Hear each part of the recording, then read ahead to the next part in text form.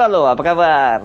Semoga selalu dalam keadaan sehat, tetap semangat dan tetap akal sehat. Ya, seperti biasa, langsung saja saya ajak Anda bergabung dengan Bung Rocky. Bung Rocky, masih banyak yang penasaran nih dengan ribut-ribut di acara iNews yang dipandu oleh Aiman ya.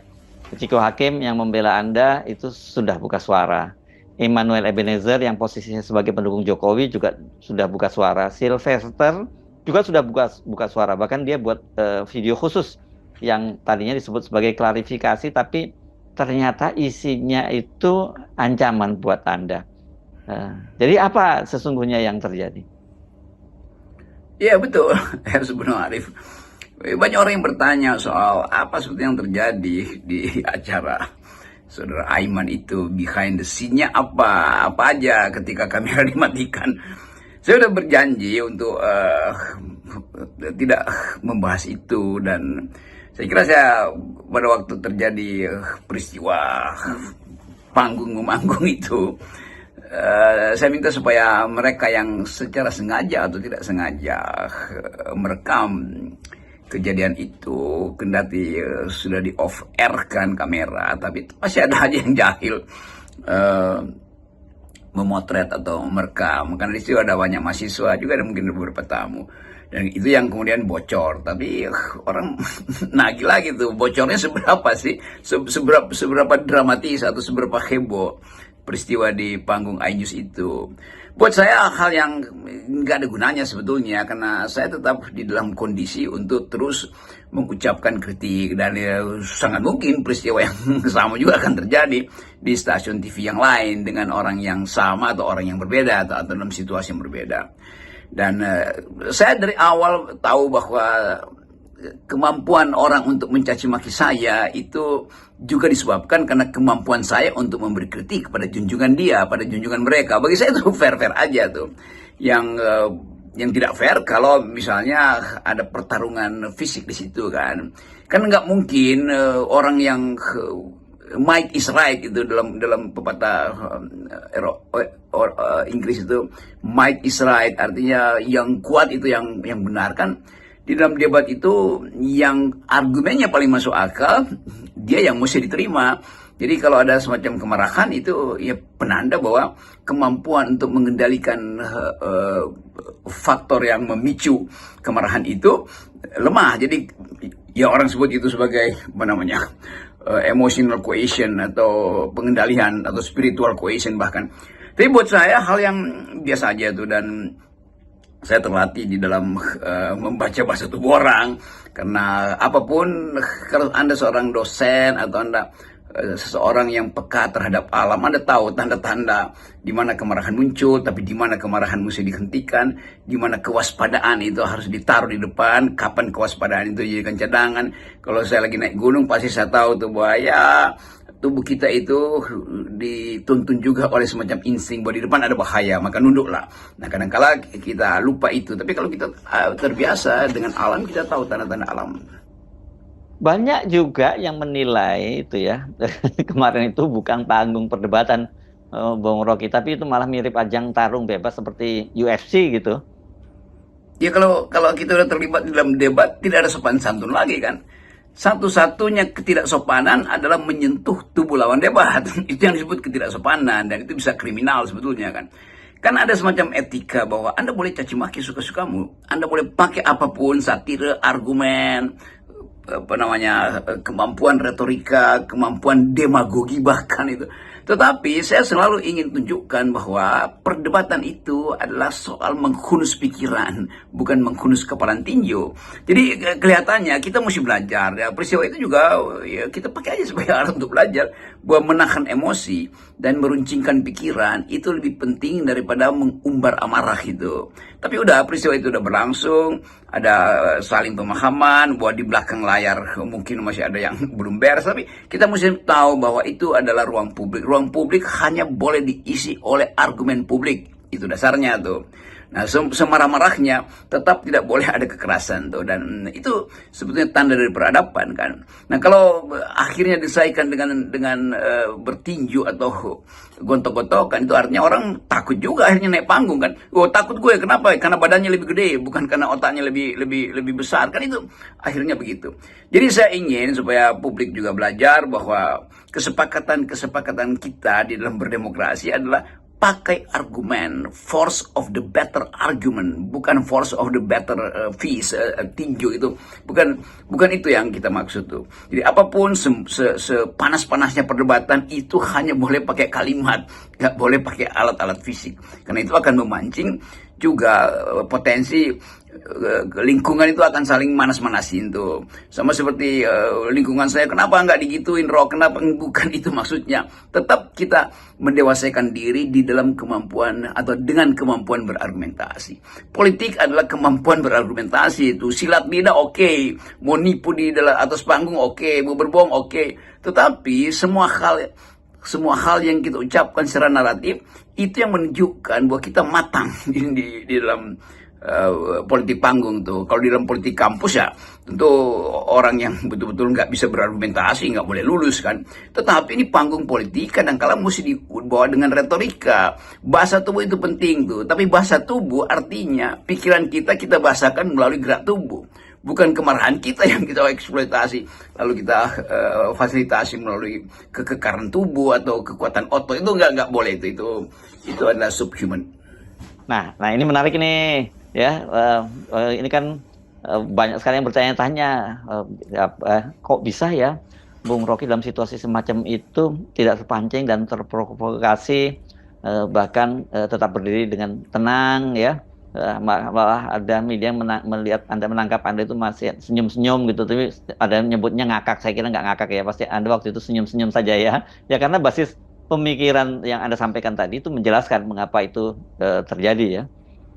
Betul, saya sendiri memilih cara untuk berargumentasi dengan kapasitas akademis, dengan mengerahkan pengetahuan saya yang mungkin tidak lengkap atau kurang, yang tentu saja terbatas juga, tetapi dengan maksud pedagogi, bukan demagogi. Saya ucapkan banyak konsep di dalam semua forum, karena saya ingin ada orang yang mampu juga untuk mengulik-ngulik nanti satu istilah yang saya ucapkan. Sengaja saya sering tidak menerjemahkan ucapan itu, supaya ada keinginan dari milenial atau bahkan mak-mak yang kadang-kala biasa, maksudnya apa sih ini Bang Rocky atau Pak Rocky itu? Ya, tapi saya udah coba cari nggak ketemu. Saya jelaskan lewat WA group misalnya. Tetapi intinya adalah di dalam diskurs demokrasi kita harus biasakan supaya setiap peserta perdebatan itu mampu untuk mengevaluasi diri dan mampu untuk menghasilkan diskurs akademis. Itu intinya.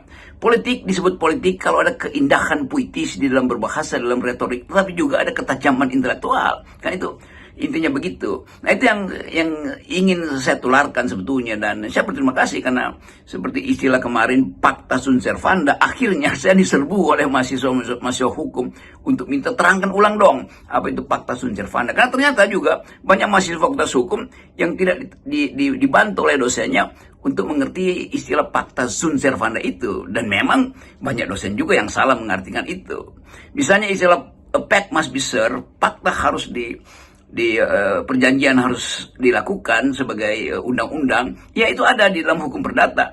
Tetapi prinsip itu juga bisa diperluas ke wilayah hukum pidana misalnya sebagai prinsip, bukan sebagai hukum positif. Dan poin-poin itu yang sering kita lupa untuk diajarkan pada mahasiswa kita di Fakultas Hukum kan. Bahkan harus lebih lengkap dikatakan bahwa fakta sunt servanda sebetulnya ada prasyarat setelah itu, yaitu rebus sic stantibus, kan itu bahasa Latinnya begitu. Rebus artinya res, hal-hal, sic artinya masih, stantibus artinya stand still, masih berdiri di situ. Jadi kalau saya terjemahkan misalnya fakta sunt servanda rebus sic stantibus, artinya perjanjian harus diwujudkan hanya bila keadaan yang diperjanjikan itu masih sama. Itu kira-kira maksudnya. Dalam ekonomi ada istilah ceteris paribus, sama aja pengertian itu. Jadi kita sekaligus juga mengajarkan mahasiswa kita atau orang yang ingin berpikir untuk cari istilah itu apa sebetulnya. Dengan itu kita perkaya narasi kita perkaya kemampuan deliberatif kita kan. Jadi itulah fungsi pedagogi yang saya lakukan setiap kali ada perdebatan. Tapi kalau soal debat yang memanas dan berakhir dengan adu jotos, kan itu sudah sering kita lihat Bung Rocky di beberapa parlemen itu di negara-negara lain, beberapa negara tetangga juga pernah terjadi gitu ya. Di DPR kita juga sebenarnya pernah terjadi, tapi nggak sampai adu jotos massal seperti di parlemen negara-negara lain.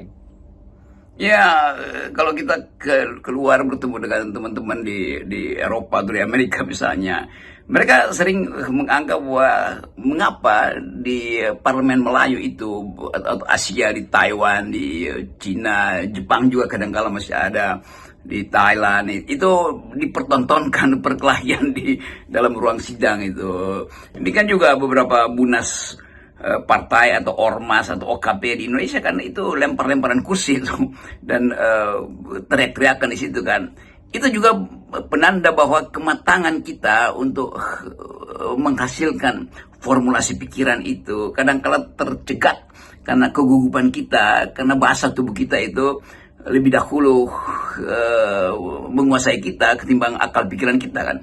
Jadi kalau kita, mungkin saya perlu kasih semacam kursus debat atau kursus argumentasi pada caleg-caleg atau anggota DPR yang baru atau bupati segala macam, supaya juga kita bisa mengerti bahwa keindahan politik itu adalah di dalam percakapan intelektual, itu intinya kan. Dari awal kita tahu bahwa politik adalah mengucapkan pikiran itu. Kenapa kita berpolitik? Supaya kita hindari pertempuran yang sifatnya dan daging ke daging kan. Kita ingin konsep ke konsep tuh. Kita tinggalkan satu situasi brutal yang mungkin disebut dulu oleh Rousseau sebagai state of nature, supaya kita masuk di dalam perkelahian ide, perkelahian gagasan. Dan ujian gagasan itu yang memungkinkan kita disebut sebagai manusia yang berpikir, sebagai animal rasional, sebagai binatang yang berpikir.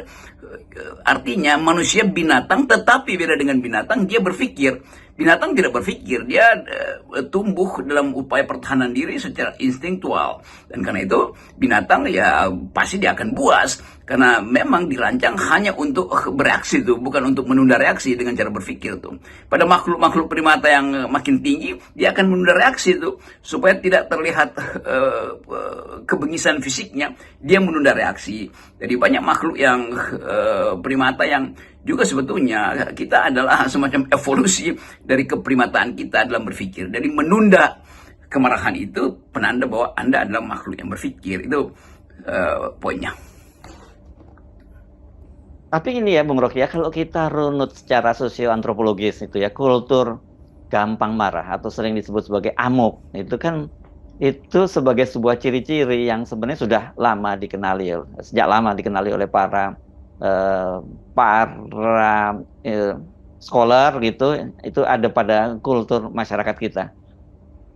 Karena itu para arkeolog atau antropolog barat pernah menemukan satu ciri di dalam masyarakat Asia atau masyarakat Melayu khususnya yang mereka sebut ngamuk, sehingga di dalam dictionary, dalam kamus bahasa Inggris ada kata amok, emak, tulisannya AMUCK, emak gitu.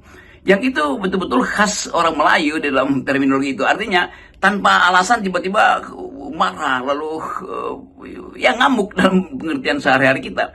Jadi amok, emak itu semacam lema entry yang dimasukkan dalam kamus bahasa Inggris itu, Webster Dictionary atau Oxford Dictionary, yang menjadi petunjuk bahwa kata itu datang dari tradisi Melayu, ngamuk.